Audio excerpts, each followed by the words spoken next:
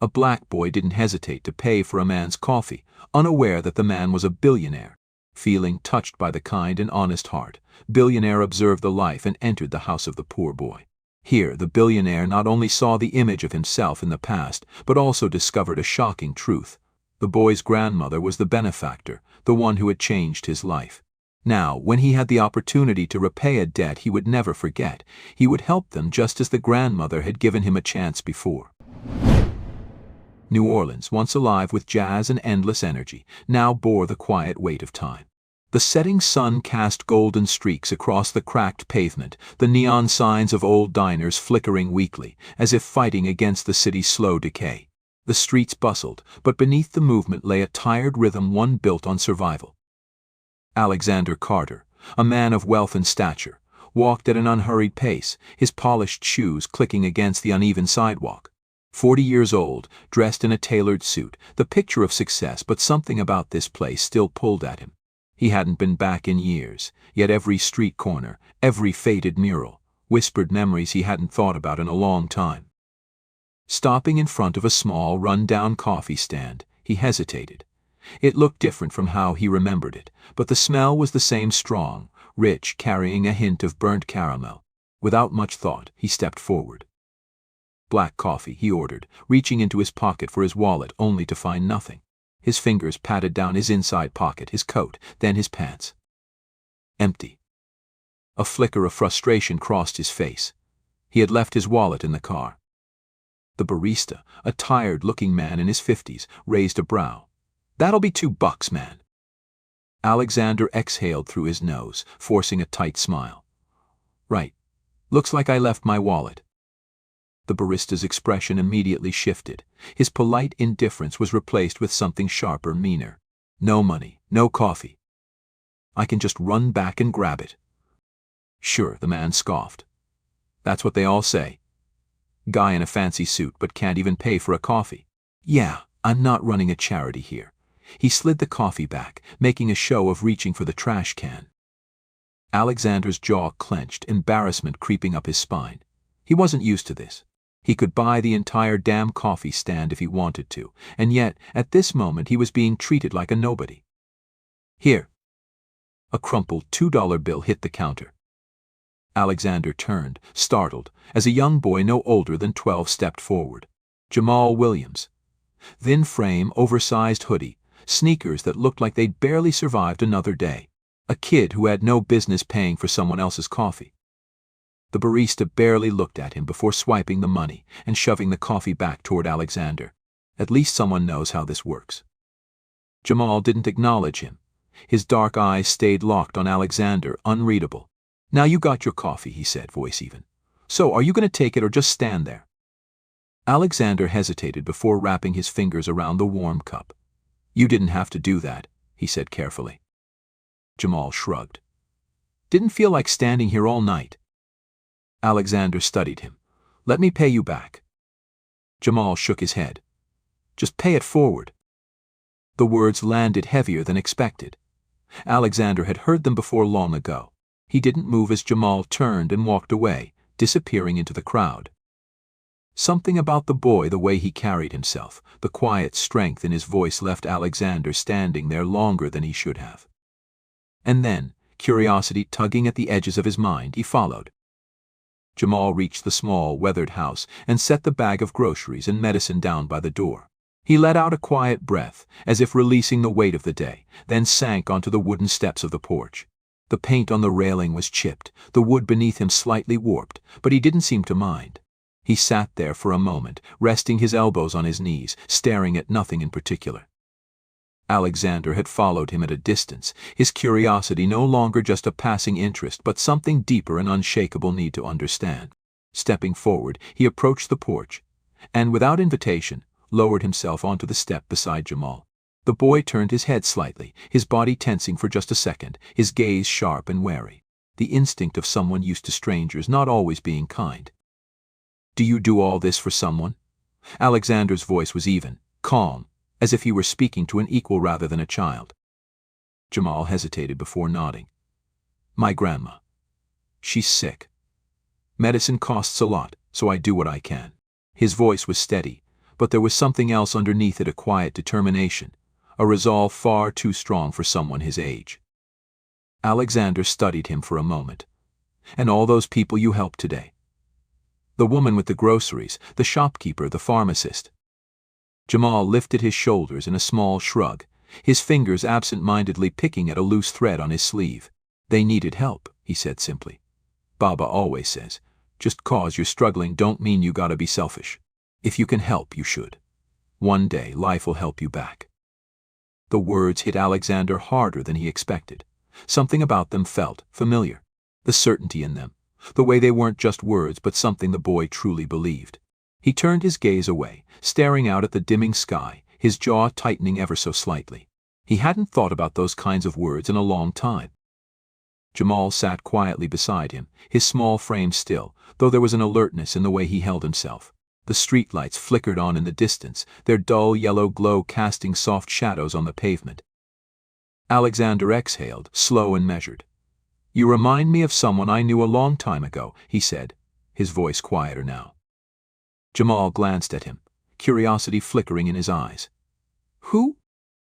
For the first time in years, Alexander allowed his mind to drift back to a different time, a different version of himself.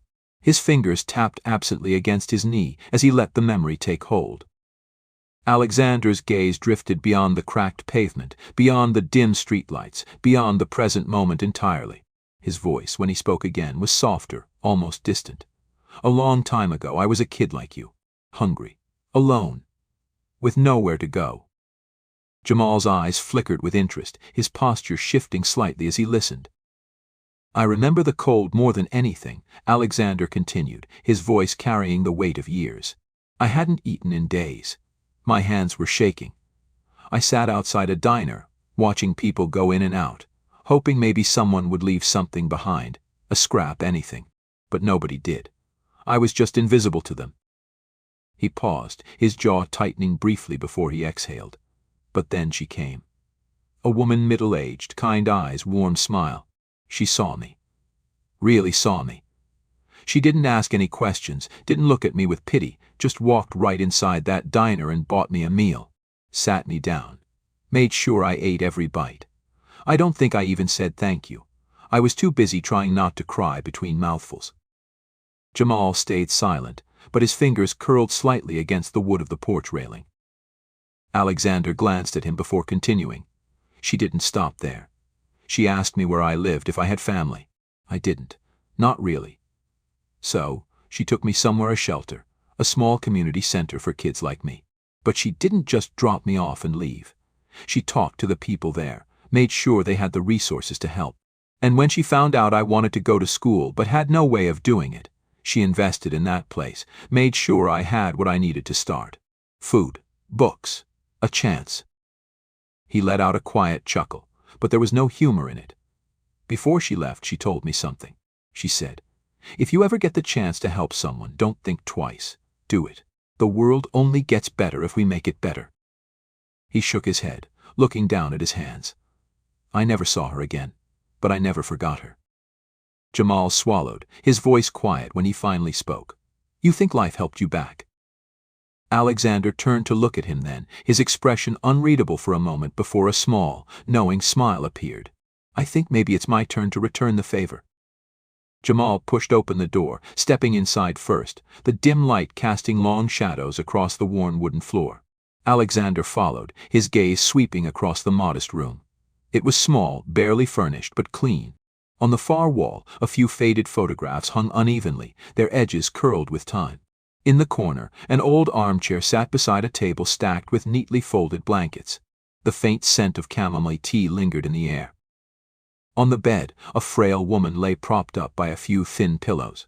Martha Williams, now well into her 70s, had a face lined with years of struggle, yet her dark eyes still held warmth. Her graying hair was neatly braided, and though her body looked weak, there was a quiet strength in the way she carried herself. She turned her head as Jamal entered, a soft smile forming despite the fatigue in her expression. You're home, baby. Was it a hard day? Her voice, though gentle, carried the weight of exhaustion. Jamal set the bag of medicine down on the table, pouring a glass of water before handing it to her. Not too bad, Grandma. Actually, I met someone today. He turned slightly, motioning toward Alexander. Martha's gaze shifted, taking in the tall man standing near the doorway. Her eyes, still sharp despite age, studied him with curiosity but no fear. Alexander stepped forward, lowering himself onto the worn-out chair beside the bed. "It's a pleasure to meet you, ma'am. My name is Alexander." Martha gave a polite nod, but as she looked at him, something flickered across her face, something hesitant, searching, as though a distant memory was trying to surface. Alexander, sensing the moment, allowed his eyes to wander across the room, his voice quieting. "Jamal told me you raised him alone. That must have been difficult." Martha let out a slow breath, her fingers absently smoothing the blanket over her lap. "Difficult, yes, but he's a good boy, strong, kind, just like his father used to be." She paused, as if weighing her words, then her gaze drifted toward the window. "My son, Isaiah," her voice caught for a moment, and she swallowed before continuing. "He was a bright child. Always drawing, always painting. There wasn't a wall in this neighborhood he hadn't left his mark on. He used to say he'd grow up to paint murals all over New Orleans." I believed him. A small, wistful smile touched her lips before fading just as quickly. Her eyes darkened, voice lowering. "But life doesn't always go the way we think it will. He got caught up with the wrong people, started making bad choices. At first I thought it was just a phase, something I could pull him out of. But before I knew it, the drugs had taken him."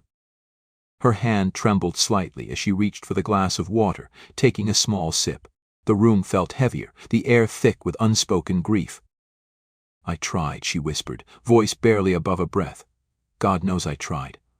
I begged him to stop, put him in programs, got him help. But every time he'd fall back. And one day he told me he couldn't do it anymore, that he didn't want to be my burden. He walked out that door, and I never saw him again."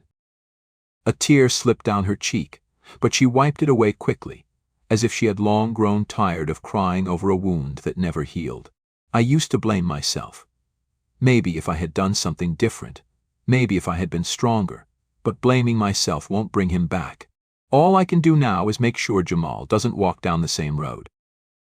Jamal, who had been listening in silence, reached out and took her hand. His small fingers curled gently around hers, offering what little comfort he could. For a long moment, Alexander didn't speak. He simply sat there, watching the pain settle in Martha's features, feeling the weight of her words in a way he hadn't expected. Then, slowly, she turned toward the nightstand, reaching out with shaky hands. She pulled open a small drawer, retrieving a worn-out photograph. With careful movements, she placed it on the table between them. "This was my family, back when Isaiah was still my little boy."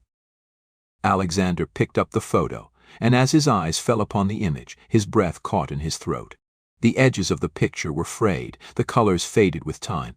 But there was no mistaking what he saw. A young woman, Martha, much younger, smiling warmly, holding a small child in her arms. A sudden chill ran down his spine, his fingers tightening around the photo. His pulse quickened, memories crashing into him like a flood. He looked up at Martha, his voice barely above a whisper. "You," he swallowed, forcing the lump in his throat down. "You're the woman who saved me." Martha's expression shifted, her brow furrowing in confusion. "What?" Alexander's hands trembled slightly as he placed the photo back on the table. "Years ago I was just a kid, alone, starving, sitting outside a diner. A woman, you saw me. You bought me food, gave me warmth. But you didn't stop there. You found a shelter, made sure they had the funds to keep kids like me off the streets. You told me." His voice broke for a second before he continued. "If you ever get the chance to help someone, don't think twice. The world only gets better if we make it better." Martha blinked, her hands gripping the blanket tighter. She stared at him, searching his face, her mind pulling at long-buried memories. She started, but hesitated. "I've helped many children over the years. I wish I could remember them all. But... Alexander exhaled slowly, nodding in understanding. She had done so much good in her life, how could she possibly remember every face? Then, an idea struck him. He unbuttoned his sleeve, rolling it up to reveal a faint birthmark on his wrist. You once told me this looked like a fingerprint that fate left behind. Said you'd never seen one quite like it. Martha's breath hitched, but she still hesitated. Her eyes widened, but she needed more. Reaching into his wallet, Alexander pulled out something small, something old. A silver coin, slightly tarnished but still intact. He placed it into her hand. You gave me this, he said, voice thick with emotion. Told me that as long as I had it, I'd never be completely without something. That no matter how lost I felt, I'd always have a little bit of hope. Martha's fingers closed around the coin, gripping it so tightly that her knuckles turned white. Tears welled up in her eyes, and suddenly she let out a small, broken gasp. Oh my God! Her voice cracked, and then, as if the years had never passed, as if time had collapsed in on itself, she looked at him with complete recognition. Her face crumpled, and she reached for his hand, gripping it with surprising strength. Alexander, is it really you? His own eyes burned, his voice rough with emotion. It's me, Martha. She let out a soft, shaky sob, her fingers curling tighter around his. Tears spilled freely down her wrinkled cheeks as she laughed between her cries, shaking her head in disbelief. My boy, my sweet boy, look at you. Alexander leaned forward, wrapping his arms around her, and for the first time in decades, he felt like a child again. Like the lost boy who had been saved. Like the world, for all its hardships, had finally come full circle. In the weeks that followed, Alexander kept his promise. Without hesitation, he arranged for Martha to receive the medical care she had long been denied. The hospital bills, the medications, the constant worry that had weighed Jamal down for so long, all of it was lifted. Martha, though frail, began to regain her strength. The color returned to her cheeks, and the persistent ache in her chest that had plagued her for years finally eased. But more than that, she carried something new within her: relief, hope. Every time she looked at Alexander, she saw not just the successful man he had become, but the lost boy she had once saved, and in her heart she knew that kindness had come full circle. Jamal, wide-eyed with disbelief when Alexander first mentioned it, was enrolled in a private school with a scholarship bearing his name. The boy had always been sharp, quick-witted, resourceful, skills that had kept him alive. Now they would serve a different purpose. For the first time in his life he had books that weren't falling apart, pencils that weren't worn down to stubs, teachers who looked at him like he mattered. It felt strange at first, being in classrooms filled with kids who had never known hunger the way he had, but he didn't let it intimidate him. He knew what real struggle was. He had survived it. Now he had the chance to build something more. Still, something lingered. A shadow from the past, a missing piece: Isaiah. Jamal never spoke of his father, but Alexander saw the way his expression tightened at the mention of him, the way Martha's voice turned fragile whenever she recalled the boy he once was. It was a wound left open, an absence that had never fully healed. So Alexander did what he did best: he searched. It took weeks. Connections were pulled, favors were called in. Shelters, hospitals, rehabilitation centers, every lead turned cold, every name on the list a dead end. Until one day, in a clinic on the outskirts of the city, a man barely recognizable as the boy Martha had described was found: Isaiah Williams.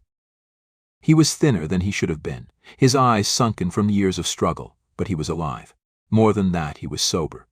2 years clean. When Alexander spoke to him, when he told him about Jamal, about Martha, about the home he had left behind, something inside the man cracked. He had spent so long convincing himself that leaving was the only way to save them, never daring to believe there was a way back. But there was. The day Isaiah returned was a quiet one. He stepped through the front door hesitantly, hands clenched into fists, his breath unsteady. Jamal stood frozen at the sight of him, his face unreadable. Martha, sitting in her chair by the window, let out a choked gasp. For a moment, nobody spoke. Then, without warning, Jamal turned and bolted not away, but toward him. He crashed into his father's chest with a force Isaiah hadn't expected, and suddenly, the man who had once walked away from his family found himself holding his son again, his arms wrapped around Jamal like a man grasping onto something he had thought lost forever. He whispered his name over and over, like an apology, like a prayer. And Martha, tears spilling freely, reached out and took Isaiah's hand in hers, squeezing it tight, grounding him. Alexander stood at a distance, watching it all unfold, his own throat tight with emotion. It wasn't perfect. It wouldn't be easy. But they had been given another chance. And sometimes that was enough. Months later, as the city moved forward, so did they. Martha, healthier than she had been in years, spent her mornings on the porch, watching the world with a quiet sense of peace. Isaiah found work in the same community center that had once tried to save him, determined to give back in the way he had once refused. And Jamal was different. Stronger, wiser. But he never forgot who he was. One evening Alexander walked past the same street where they had first met. The sun was setting, casting long golden shadows across the pavement. And there, near the same convenience store where Jamal had once wiped down dusty counters for food, a familiar sight caught Alexander's eye. Jamal, now dressed in his school uniform, standing beside a younger boy no older than 8, his clothes too thin for the season, his face tired in a way no child should be. Jamal was speaking to him, handing him something. Food. A small package of medicine. A quiet reassurance. Alexander smiled. The cycle had begun again. And the world, in its own quiet way, had gotten just a little bit better. Join us to share meaningful stories by hitting the like and subscribe buttons. Don't forget to turn on the notification bell to start your day with profound lessons and heartfelt empathy.